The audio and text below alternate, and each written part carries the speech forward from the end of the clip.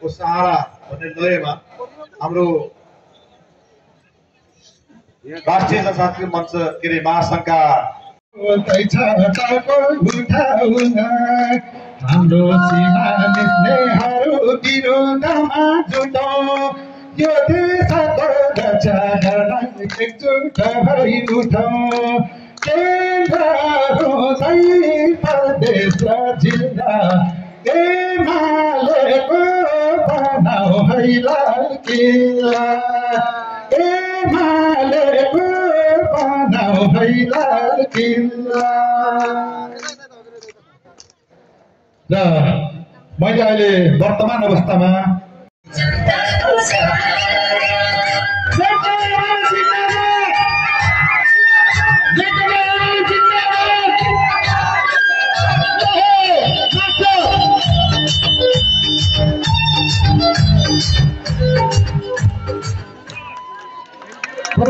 गर्ने पार्टीहरूमा हाम्रो सहभागिता हुन थाल्यो। के यही थियो राजतन्त्रमा? के यस्तै अवसरहरू पाउने गर्थ्यौँ हामीले? हामी राजतन्त्रको बेलामा यही बाटो हिँड्दाखेरि पहाड जाने बाटाहरू कस्तो थिए? तपाईँहरूको सुदूर पश्चिममा कस्ता खालका विकास थिए? आज तपाईँहरूको धनगढी बजारमा कति ल्यानको बाटो बनेको छ? म त सुदूर पश्चिमको प्रत्येक जिल्लामा पुगेर फर्केको छु। अहिले संयोगवश आज तपाईँहरूको यो कार्यक्रममा सहभागी हुने अवसर पाए।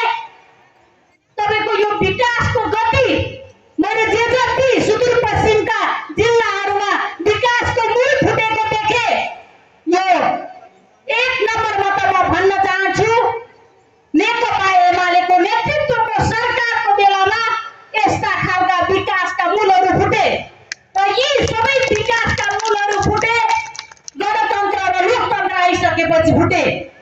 त्यसकारणले हामी त्यस्ता कस्ता राजा ल्याउन खोजिरहेका छौँ? छोरा हेर्नुहोस् कस्ता छन्। मैले यो भनिरहनु परेन के उनीले यो देशको नेतृत्व गर्न सक्लान्? उनीहरूले भित्र्याउने बेला, गाउँ थन्क्याउने बेला, वर्ष दिनको लागि चोल गर्ने बेला पनि हामीले गाउँ नथन्क्याएर आज एक दिन नेकपा एमालेको आमसभालाई दिनका निमित्त यहाँ उपस्थित हुनुभएको छ। सम्पूर्ण उपस्थितहरूलाई म हृदयदेखि नै हार्दिक आभार व्यक्त गर्न चाहन्छु र भन्न चाहन्छु यो त ट्रेलर मात्रै हो, पुरै फिल्म त बाँकी नै छ। हामी आगामी दिनहरूका सभाहरू गर्नु नपरोस् हाम्रो अनुरोध हो। कसैले पनि लोकतन्त्र र गणतन्त्रलाई धावा बोल्ने काम नगरोस्। यदि लोकतन्त्रमाथि धावा बोलिन्छ भने हामीलाई कुनै पनि साथीहरूले गर्न बस्ने छैनन्। नेकपा एमालेका नेता कार्यकर्ता मात्रै होइनन्, शुभचिन्तक र आम जनता पनि घर बस्ने छैनन्। टाउकोमा कफन बाँधेर सडकमा आउनेछन्। हामीले टाउकोमा कफन मात्र बाँधेर होइन, आफ्नो रातो रगत बगाएर ल्याएको लोकतन्त्रमाथि खतरा भयो भने फेरि पनि हाम्रा शरीरहरूमा रातो रगत मात्रै होइन तातो रगत पनि बग्छ भन्ने प्रमाणित गरिसक्नु भएको छ। त्यो मोटरसाइकल र्यालीले पनि प्रमाणित गरिसक्नु भएको छ। तसर्थ सम्पूर्ण जनसमुदायलाई म विनम्रतापूर्वक अनुरोध गर्न चाहन्छु, तुलना गरौँ। हामी धेरै कुराहरू त श्रद्धेय महासचिव पार्टीका श्रद्धेय उपाध्यक्ष कम्प्युटरले राख्नु होला। हामी तुलना गरौँ, चाहे विकासको तुलना गरौँ, चाहे सहभागिताको तुलना गरौँ, चाहे नेतृत्वमा ल्याउने सवालमा कुरा गरौँ। लोकतन्त्र आए पछाडि मात्रै एउटा जनताको छोरी यो राष्ट्रको राष्ट्रपति हुनुभएको छ। तपाईँ नेकपा एमालेलाई अगाडि सारेको छ। जनताको छोरी संविधान सभा हुँदाखेरि संविधान जारी गर्ने बेला संविधान बनाइसके पछाडि पनि जनताका छोरीहरू सर्वोच्च पदमा पुग्ने प्रधान न्यायाधीश होस् कि चाहे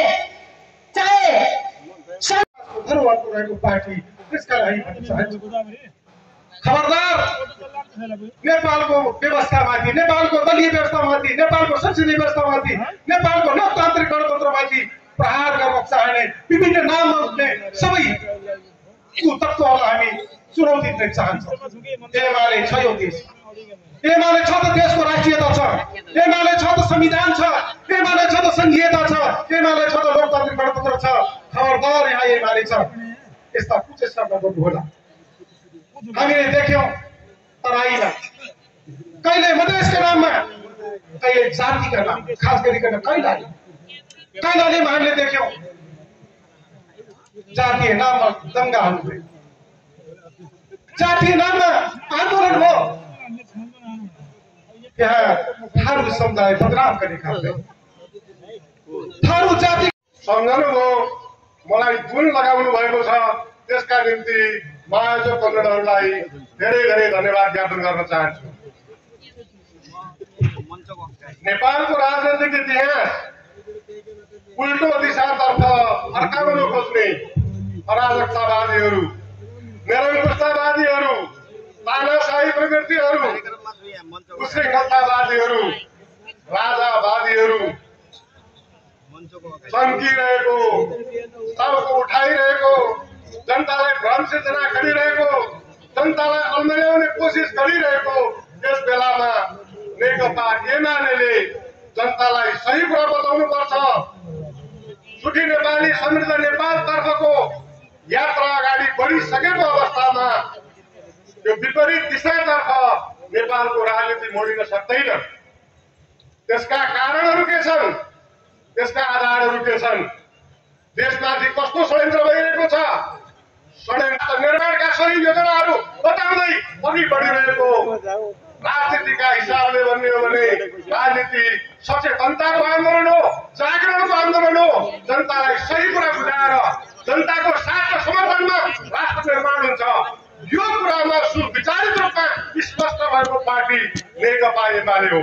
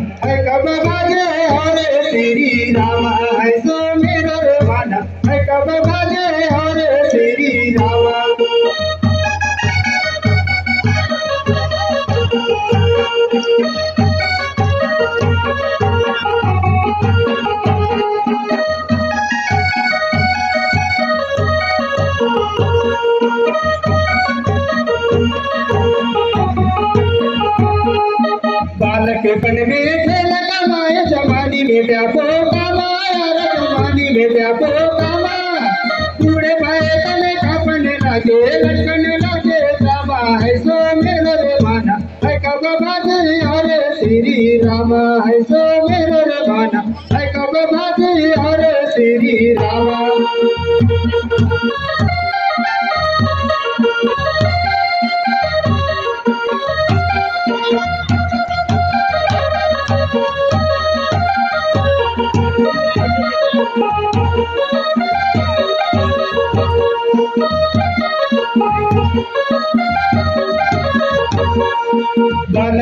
में खेल कमाए जवानी में जाबो कमाया न जवानी में जाबो कमा पूरे भाई तने कपन लागे लटकन लागे जावा है सो मेरो रे माना है कब भाजे हरे श्री राम है सो मेरो रे माना है कब भाजे हरे श्री राम आदरणीय शंकर पोखरे स्थायी कमिटी सदस्य, पोलिट ब्यूरो सदस्य, केन्द्रीय कमिटीका सदस्य कमरेडहरू र नेता कमरेडहरू यहाँ उपस्थित सम्पूर्ण तपाईँ दाजुभाइ दिदीबहिनीहरूमा प्रदेश कमिटीको तर्फबाट मेरो व्यक्तिगत तर्फबाट हार्दिक बाल अभिवादन। अहिले केन्द्रीय उपाध्यक्ष कमरेड र महासचिव कमरेड अझै बोल्न बाँकी छ। पार्टीका विचारहरू, नीतिहरू, योजनाहरू अहिलेको प्रहार केन्द्रित छ। जसको विचार सही छ त्यो माथि नै प्रहार हुन्छ, जो नेतृत्व सही छ त्यो माथि केन्द्रित हुन्छ। अहिले एमालेका विचारहरू सही छन्, अहिले एमालेको नेतृत्व सही छ, यसले लिएका नीतिहरू, योजनाहरू, विकासका कार्यक्रमहरू ती सही छन्। नेपालको सान्दर्भिकतामा, मौलिकतामा यसले अगाडि बढाउन खोजेको छ, समाजवाद उन्मुख हुन खोजेको छ। यतिखेर पश्चिगामीहरू, प्रतिगामी चिन्तन बोकेकाहरू अहिले राजालाई बोकेर सपना देखिरहेका छन्। इतिहास कहिले पनि गौरिन, इतिहास जहिले पनि अगाडि बढ्छ, अगाडि बढ्नुपर्छ, बढाउनु पर्छ। यतिखेर तपाईँ हामीलाई पार्टीले दिएको योजना के हो? वडा केन्द्रित अभियान, जनताको घर दैलोमा पुग्ने, पार्टीले लिएका नीतिहरू, विचारहरू,